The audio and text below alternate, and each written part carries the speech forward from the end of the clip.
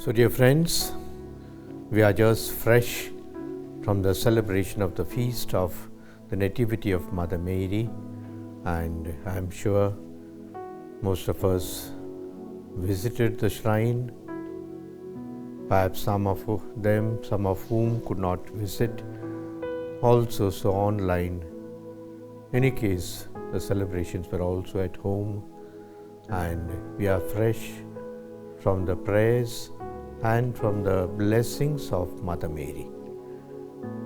Let me go over to the message of the week.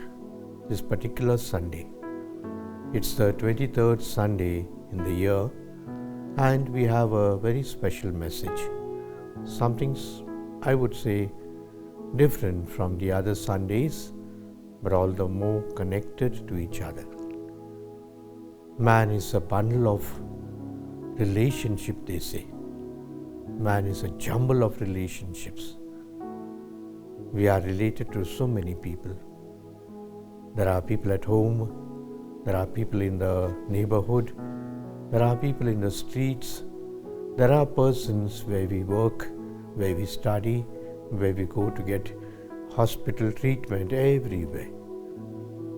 The human relationships it's a big, wide circle, as it were.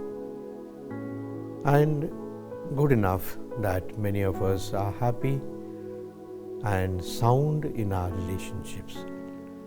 And so today's readings speak to us about what we call mending relationships or repairing broken relationships.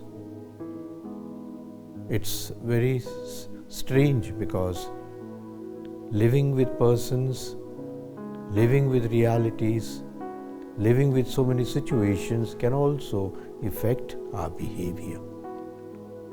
And so today's gospel comes as a sound advice to us. When things go wrong in our relationships, in our society, in our human situations, perhaps there must be someone who comes up and says that the situation is to be set right. And so in the Gospel of Matthew chapter 18, verse 15 to 20 speaks about Jesus giving us an advice as to how we could set up or rather repair our relationships. And so Jesus says, if there is someone who has sinned against you or sinned against society, better that you go and tell him. It's your duty, because when something is wrong, we have not only to see that it is wrong, but also try as far as possible to repair it. In fact, the first reading of Jeremiah puts it very strongly. He says, if you do not correct your brother, sister, you will be held responsible for the wrong that he does. But if you do it, you say it, and he continues, then you are not to be blamed. But if you don't do your duty of correcting him, what's called fraternal correction, that is important. And so Jesus says, first of all, go and tell him that something is wrong. Perhaps we could set right our relationships. You could undo the damage that you have done. And it may happen sometimes even in our own family. Perhaps I also may not listen. And so Jesus says, take another one or two with you. Because when 2 or 3 are there and they try to impress upon you, perhaps you might be impressed. But if even that doesn't work, tell the community, tell the church, tell the community, perhaps those that are in charge in order to correct the situation. This is how we can mend our relationships and once again put harmony in the society, in the church. And Jesus ends up with saying that this is not just a physical or psychological or counseling work. God is also present. And God is present where 2 or 3 are gathered in my name, there I am, Jesus says. So my dear friends, we have to take Jesus along with us We have to take Jesus in the midst of us. And of course, Jesus is above us. And that is how we can mend or repair our relationships and put right harmony in our communities. I hope the message goes along with you. Maybe God is talking to you. There's something wrong in your family. Someone is not behaving properly. Someone is doing something which is not tolerable. And therefore, perhaps the father, mother, the elders have to do it. Sometimes even we elders might be also in the wrong. And our juniors, our youngsters may try to correct us. We have to listen. And if they don't listen to you, take someone along with you who can be helpful. And if it is a serious matter, not listen to, perhaps better seek the help or support of the church or the community.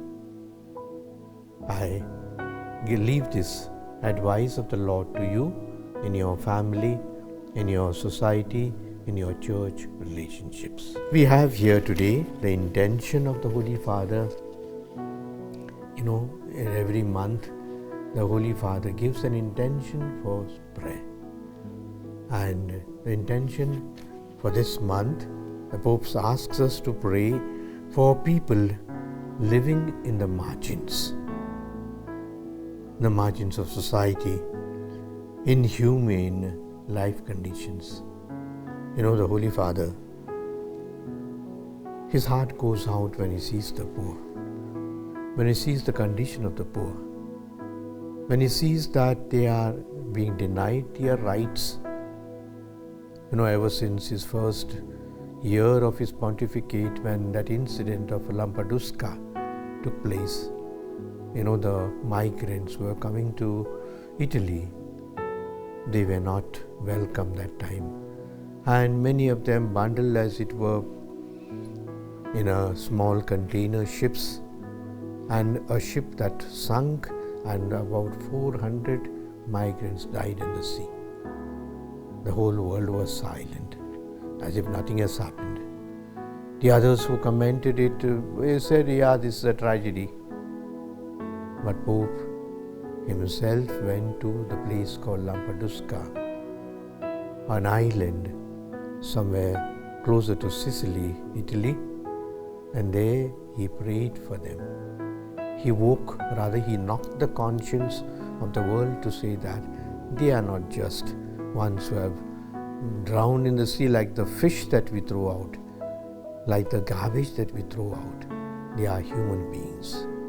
So therefore the Holy Father asks us to pray for those that are marginalized, those that are treated badly, those that have been victims of injustice by poverty, addictions, mental illness, disability. And the Holy Father says they are almost invisible. They are invisible. They are not seen. They are at the periphery. We don't bring them. Perhaps even in our church it may be happening. Perhaps among ourselves that we do not recognize them. We recognize a big man, a VIP, ones perhaps who are helpful to us. We are always grateful to them. But the people who are marginalized, who are marked by poverty, mental illness, hospital, sick, they don't count. They are invisible. And the Pope uses very strong words. How could we have reached this level of indifference? Nothing shakes us. Nothing shocks us today. It's not only that. The Holy Father, sometimes he uses words which are strong and perhaps typical of him. He tells the people, our necks are going to get stiff from looking the other way. Our necks are going to get stiff by looking the other way. When the poor come, I don't want to look at them. I would like to look at the other side. And the Holy Father remarks about it. It's because of this, what we call the throwaway culture. The consumeristic culture that we are trying to adapt. What we want is good. What we don't want, we just throw it away. the consumeristic ideology believes in being consumers. What is useful you keep, what is not useful you throw away. Buy two, you get the third one free. You don't need the third one, but take it along. As long as it's useful, you use it. As if it's not useful, just throw it. It's garbage. This is for the things, but we have started adopting the same ideology even for persons. As long as the persons are good, our parents, as long as they provide for us, they are good. But as they get older, they are not important for us. Perhaps they could use a certain portion of the house, which is not the main time. Many of them, perhaps, our parents are there, of course we provide for them, but then money alone is not what matters, love also matters. And of course there are many who are lying in the old age homes and the others.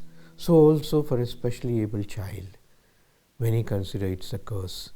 Many don't want to have, when a person perhaps finds out that he or she may give birth to a particular disabled child, so many abortions. We would like to do away with it. And so this is the culture of consumerism that makes us throw, or rather devaluate, those things which are not useful to us. And therefore the Pope says, let us especially pray for them and try to reach out to those who are marginalized. The beautiful celebrations that we have had this week of Mother Mary. I was there on 3 or 4 days, also on the first day of the flag hoisting, and the milling crowds that come. A simple faith of the people, simple trust in Mother Mary's efficacy, and also love for each one of us. The novenas, the masses, the devotions, and also the persons who attended our flag hoisting, not only the crowds, but also we made it a point to invite some others who are helpful for us, especially the government officials, the ministers, the bureaucrats, who have been grateful, and they were also very much touched. One police officer told me, when the people were singing Ave, Ave Maria, she said she had almost tears in her eyes, because the simplicity of the people, absolute silence, very much devoted, and all perhaps to say that we are together. I personally like our feast celebrated in the Basilica, because there are all type of people there, the rich, poor, all the languages put together, and even perhaps the sick and the aged also make it an effort to come. At the celebration of the feast of Mother Mary, Our Lady of Health, as we all know, it's one of the highlights of the year, for which all the people wait and look out for, and at the same time, the devotion, the piety, the discipline is something that we have to always be proud of. We celebrated the novenas every day, we had crowds, and the feast day also, it was beautiful to see crowds on all the sides, but perfect silence and devotion, and the piety of the people was very inspiring. I am very happy to say that we have successfully conducted the novenas and the feast for the 8 days, for the 9 days, and the feast itself was a glorious experience for us. We had Eucharist outside. Fortunately, we have to thank God and thank the government also for the place that they allow us to occupy in the public road, and at the same time the 3 masses, one after the other, the Kannada Mass, the Tamil Mass and the English Mass, it was possible for thousands of people to participate in the Eucharist. The highlight also in the evening continued with our car procession, and we were fortunate to have at the car procession, prior to that, our own Chief Minister, Mr. Siddaramaiah, Mr. D.K. Shivkumar, the Deputy CM, and also our own MLA, of the Shivaji Nagar area, Mr. Arshad Rizwan, who has been very helpful to us. After a long time, this Chief Minister was coming to the Basilica. He remembered that as a Deputy Chief Minister, he has come quite often, but in these years, we have not had the experience of any Chief Ministers, of course, because there was Corona for some years, etc. The Chief Minister was very gracious in his praise, in his humility, that he said that the Christians are people who unite everybody.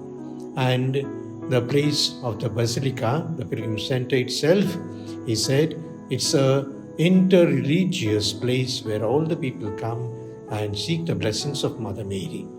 I personally made a request to the Chief Minister for 3 things which he graciously considered. First of all, to say that we Christians and the Christian Development Corporation had just been announced that this be continued with greater support from the government.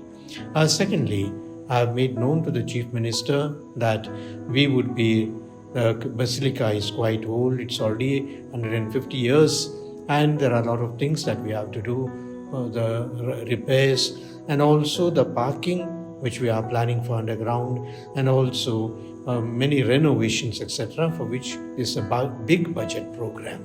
And we requested the Chief Minister, and he graciously said that he would be very happy to help and support us.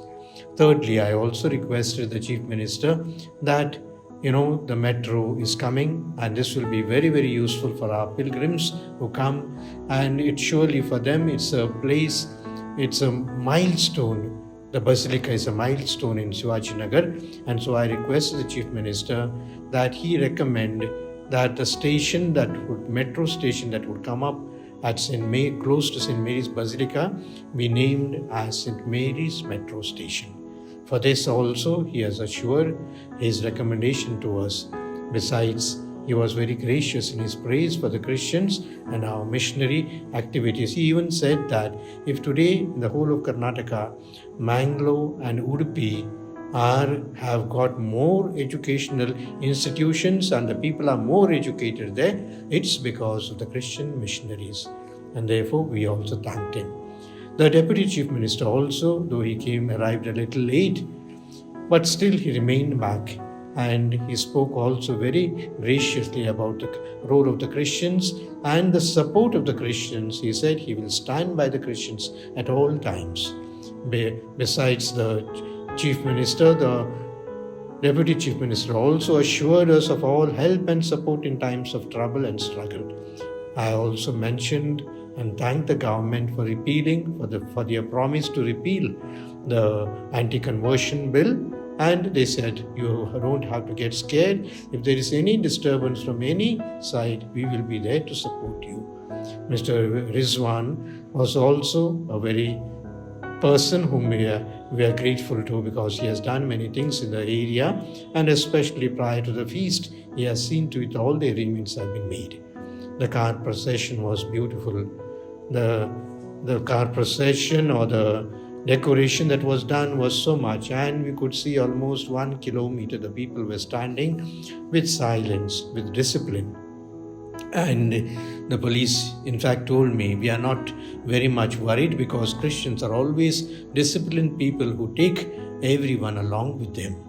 I wish to thank everyone who supported us in the St. Mary's Basilica Feast program, the parish priest, Father Martin Kumar, and his assistant, Father Prem Rito, and all the other fathers, sisters, the choir, the mic and the other technicians, the LCD operators, and our own Archdiocese and Communication Center, which was beaming every day the programs to the people. We also thank all those volunteers and the other support workers who have helped us, and they get the credit to have made the feast a memorable occasion for all of us. God bless you. May Mother Mary be with us along the way all the time as we receive her, accept her, and ask her support, especially in our families. God bless you.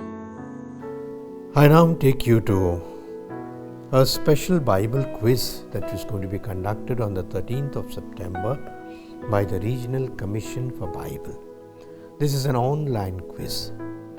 and conducted, as I said, by the Commission. Father Vijay Raj Jornet is the secretary, and you see the clip on the screen that this will take place on 13th of September from 3 to 9 p.m.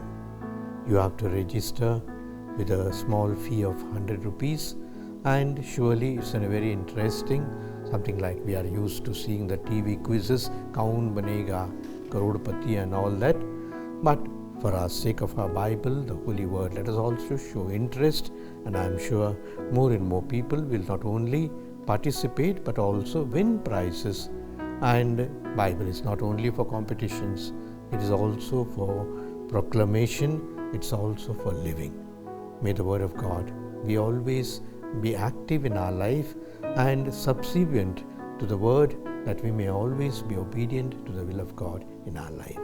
There is also a feast that we celebrate, what we call the Feast of the Exaltation of the Cross. It's a very special feast, perhaps a little contradictory. Cross is something I don't like, I don't want. Cross is something that I run away with. But then we are celebrating the Feast of the Exaltation of the Cross. This feast dates back to the time somewhere in the 4th century, 324, 25, 26, 27, when Saint Helena, the mother of the Emperor Constantine, and 3024, Constantine himself recognized the divinity of Christ and the Son of God, and he proclaimed that the whole world should have the symbol of the cross, because starting from his own legion of army, which had the emblem, which had the banners with the cross, and that was the sign of the victory for him. And that is why he proclaimed that Christianity was the religion of his empire. They say what St. Augustine did, he owed much to his mother. Normal, natural, because we get our religion, we get our language, we get our taste, we get our affection from the mothers. And so St. Helena, the mother of St. Augustine, is supposed to have gone to the Holy Land in search of that cross, the cross of Christ, which was Mount of Calvary, buried in Calvary, and she got it dug. And not only that, she built basilicas at the place where Jesus was crucified, and the sepulchre also. And therefore, this feast has come down to us from long time, is called the Exaltation of the Cross. That the cross of Christ not only redeemed us, it is a sign of our victory. For us, that this liturgy speaks about that we have to look up to this Jesus, the Son of God, for delivery, for redemption, and also for salvation. And there's a beautiful reading of how Moses, at the time of the slavery of the Israelites in the desert, and there were fiery serpents who were biting and killing the people, Moses raised up, or rather told the people to raise up a bronze serpent, for which the people had to look, and they were cured. Just as in the same metaphor, as it were, that we look up to Jesus, crucified Jesus, and he is the sign and symbol of our own suffering, of our own perhaps crucifixion that many people experience, that many people are undergoing, our sickness, our sense of shame, our sense of guilt, our sense of betrayal. Perhaps this is the cross for all of us. But then we take consolation that Jesus also shared the cross, our sufferings with him. And secondly, the exaltation of the cross means through the cross is the victory, is the resurrection. And when we accept our cross like Jesus, we will also be partakers of his glory. And surely every cross is a stepping stone for resurrection, for victory, for success. There is no gain without pain, we say. And therefore this pain that we suffer will surely lead us to glory, because God himself offered his Son Jesus Christ and allowed him to die on the cross. Why? Out of love for us. God loved us so much that he sent his only Son in order to suffer and die for us. We read this sentence in chapter 3 of the Gospel of John, verse 16. And so, my dear friends, let us also celebrate this feast, though it's not a big feast. Those of you who can attend the Eucharist on that day and at the same time offer your sufferings to Jesus, who will convert them into glorious moments for you when you accept the cross of Christ. We have also, on the 15th of September, the feast of Mother Mary, what we call Our Lady of Dolors, Our Lady of Sorrows. It's also another very meaningful feast. And perhaps you have seen that statue, beautiful statue of Pietà, where Mother Mary holds Jesus in her hands. After the death of Jesus, Mary holds Jesus in his hands. A beautiful picture, a beautiful statue, and perhaps the original statue which Michelangelo had done it's in the Vatican itself. It's called the statue of Pietà. And so we celebrate the sorrows of Mother Mary. Once again, the sorrows of Mother Mary, which became reasons for joy in the life of Jesus, and become reasons of joy for each one of us. Traditionally, we speak about the 7 sorrows of Mother Mary. The first sorrow they speak of is Mary and Joseph offering Jesus to Simeon, and the words that Simeon says, there's a sword that is pierced into the heart of Mother Mary, they say. The second one is Mary and Joseph had to take Jesus in a hurry, perhaps with a lot of trouble and struggles that night, to Egypt. Thirdly, Jesus lost in the temple, and Mother Mary comes and tells Jesus, "Son, why did you do this for us?" It created a lot of sorrow for us.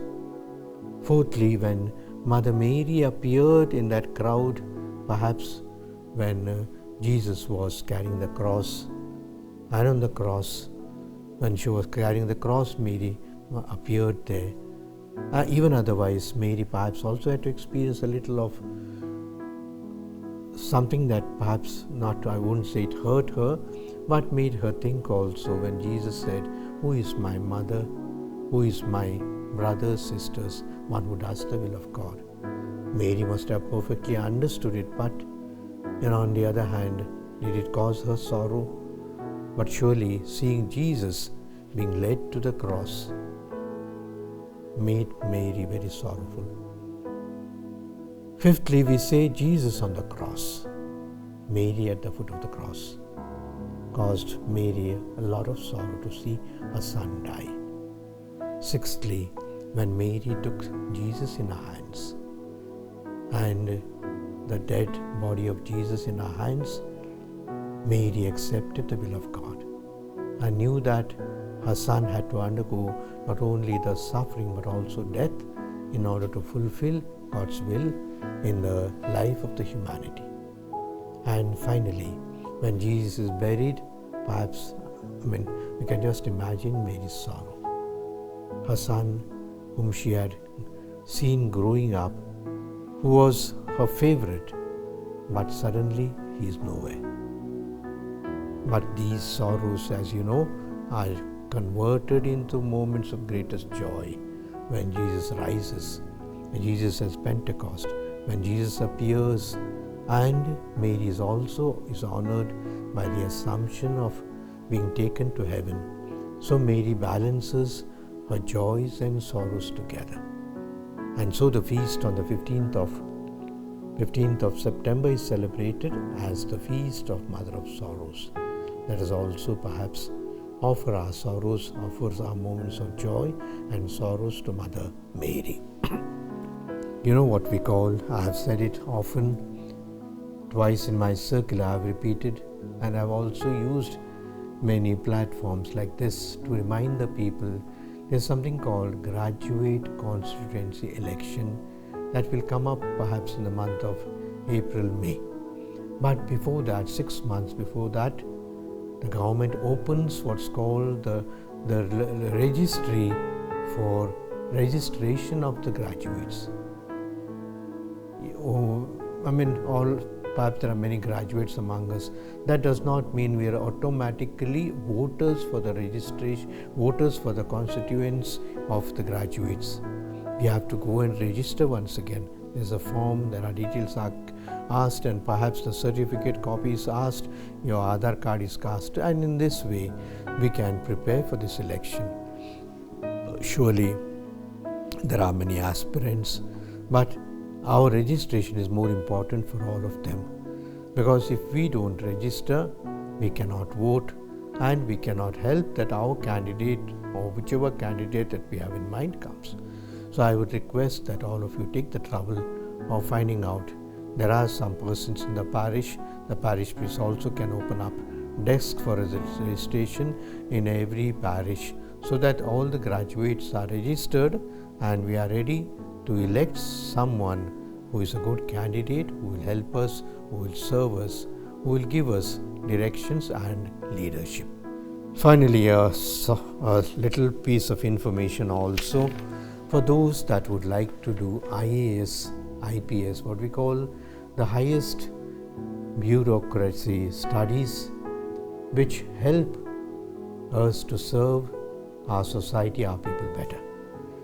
We are a minority community, and so this particular coaching that is going to take place for the IAS candidates, IPS candidates, the higher category study candidates, from among the minorities, this coaching will be given. The registration is, there are very few days, starts on I heard it started on the 9th of September and the portal closes on 16th of September. This particular coaching is especially for the minorities, that means Christians, Muslims, Jains, Buddhists, etc., Sikhs, etc., and these are the people who can apply. It's wonderful to serve the community in these capacities as IAS, IPS officers. At one time our community had many of these officers, but now we just count one or two on our fingers, which means we have other interests. Perhaps the youth have interest to go abroad or to do their own business, professions, but serving the society, the community is also important. The IAS and IPS officers, the police officers, the DC, the collector, the assistant commissioner, these are all the posts that are covered into these categories, and therefore I request those who have not got this information, you have this placard in front of you to get the information about the IAS and IPS coaching that is going to be given in Bangalore, and I am told it's also residential. Even those that have appeared earlier for the exams can also do it, but there is a certain age limit that we have to take care of. I thank you very much. May God bless you. May the month of September be the month of blessings, good rain, good showers, and good weather and good greenery. The Shepherd's Voice, which is being presented by our beloved Archbishop, Most Reverend Dr. Peter Machado, the Archbishop of Bangalore, who takes so much of interest and concern in order to bring the various topics, the contextual aspects, in order to inform, educate, and catechize all of us, the priests, the religious, and faithful of this vast Archdiocese. And I'm sure you are enjoying this program, Shepherd's Voice, and I request each one of you to share with your other colleagues, friends, and family and relatives, near and dear ones, so that everyone in this Archdiocese can be more closer to listen to the Archbishop on this Shepherd's Voice, the weekly feature. My dear friends, as I've always told, that this is a wonderful platform wherein we can connect to the Shepherd of this Archdiocese, wherein he brings in the interesting topics in order to increase our devotion and love towards God, and also to know the spiritual matters that concerns our faith. In a very special way, you are most welcome to raise to ask your questions, queries, and you can send them to us at archdblr@gmail.com, and you will also see our mobile number in and through which you can connect with our media center, Ave Studios, and the Archdiocesan Communication Center. Please do write to us your feedback, your opinions. Thank you. Continue to watch and continue to share with others.